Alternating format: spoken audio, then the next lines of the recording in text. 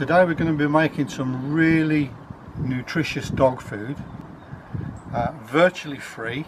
We'll be making large quantities. You'll need some ox bones, which we'll boil with some cider apple vinegar, and the cider apple vinegar will release a lot of the calcium and the nutrition from inside the bones, the marrow bone jelly. We found a grinder, a small grinder with a diamond blade is ideal for cutting the bones. You'll need to wear a mask because we don't want to breathe in the bone dust and the fat, and you'll need a pair of safety glasses.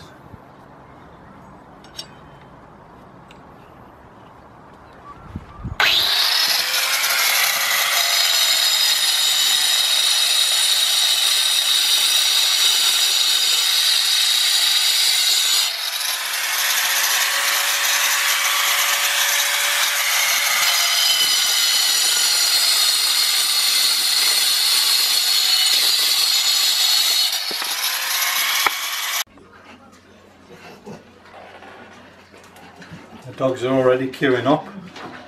What we do is we take the sawn bones. Always put the largest ones in first, into the largest stock pot you can find.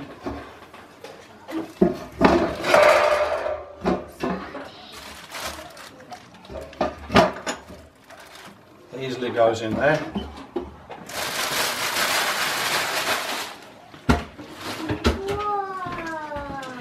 What we need to add some cider apple vinegar. I make the cider apple vinegar myself, but you can buy some yourself. And we'll have a generous helping of this. What this does when we're boiling it is the cider apple vinegar releases the gelatin from the bones and also helps to get the marrow bone from inside of the bones. So we'll boil this. I usually fill up with the hot water from the hot water tank as it's quicker. And then once this is boiled, we'll go on to the next stage. So already we can see that the gelatin and the fats from the bones is floating to the surface. This has been simmering away for an hour and a half. It'll need about 6 or 7 hours before it's completed.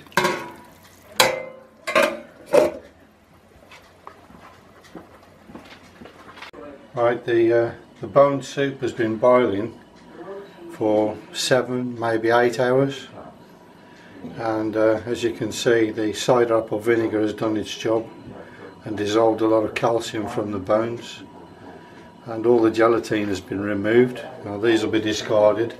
Don't give your dogs cooked bones. And in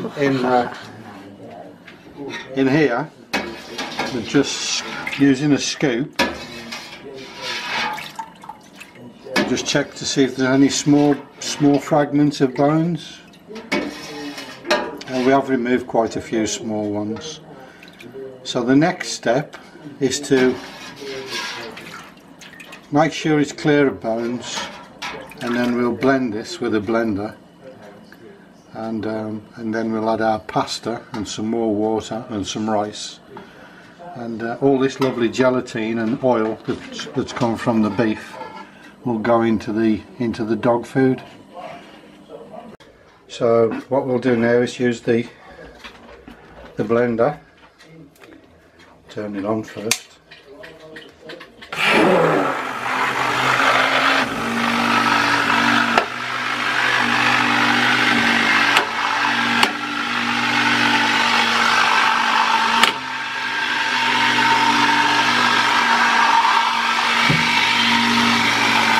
This gets rid of all the lumps of gelatin.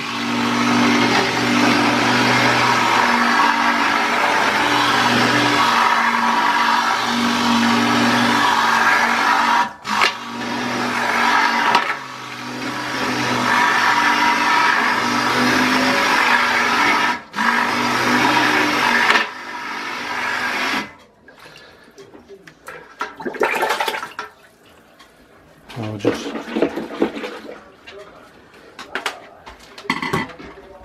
I'll use the spoon once more, just have a last check to see if there is any bones left. There we go, fragment there.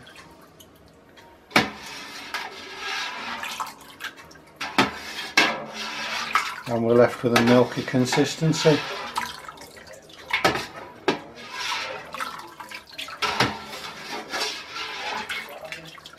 That appears to be the last bone. So the next step prior to cooking is we add some cheap pasta, which we get from Aldi. I think it's about 28p a bag. Got 2 bags of that. I have half a bag of the cheap rice, which I think is about 64p a bag. And we'll top this up with water back up to the level before the bones are removed.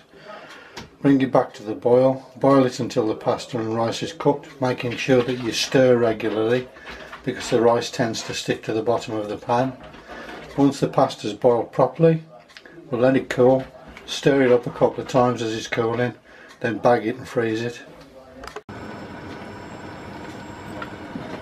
Important to keep stirring, and you can actually feel the rice sticking to the bottom of the pan. So just keep that moving, and this is almost ready now, and this will carry on cooking. So we'll turn it off now, put the lid on, and that will be done by morning with no heat.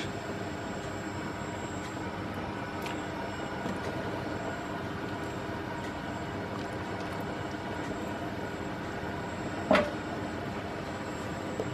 just turn the gas off. And the extractor fan off.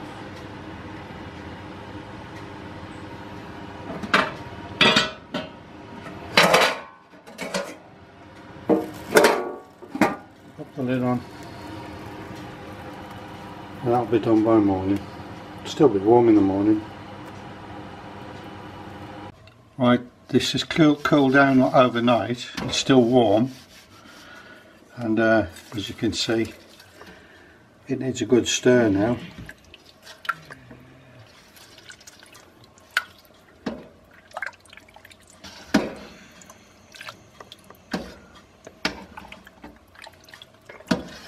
The rice is swollen up nicely and the pasta, so give it a good mix before it finishes cooling down.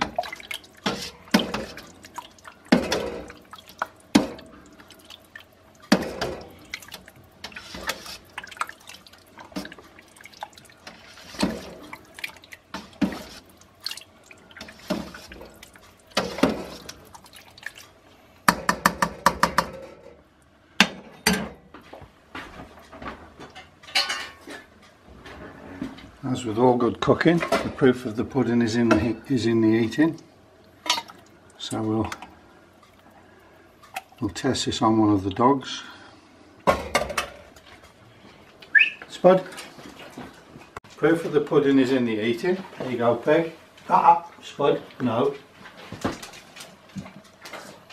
There you go, Spud. There you go, Ruth. There you go, Ruth.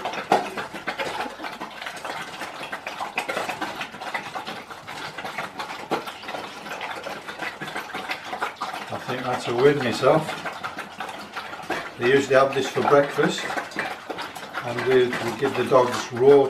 They're on a raw diet in the evening. They have raw tripe and red meat occasionally.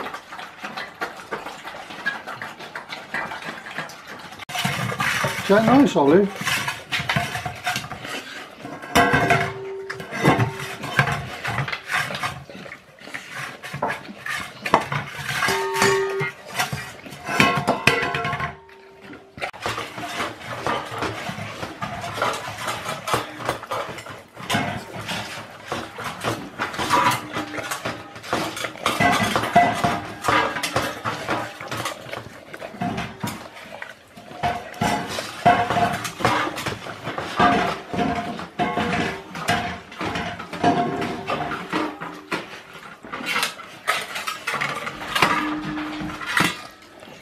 You all finished, Rube?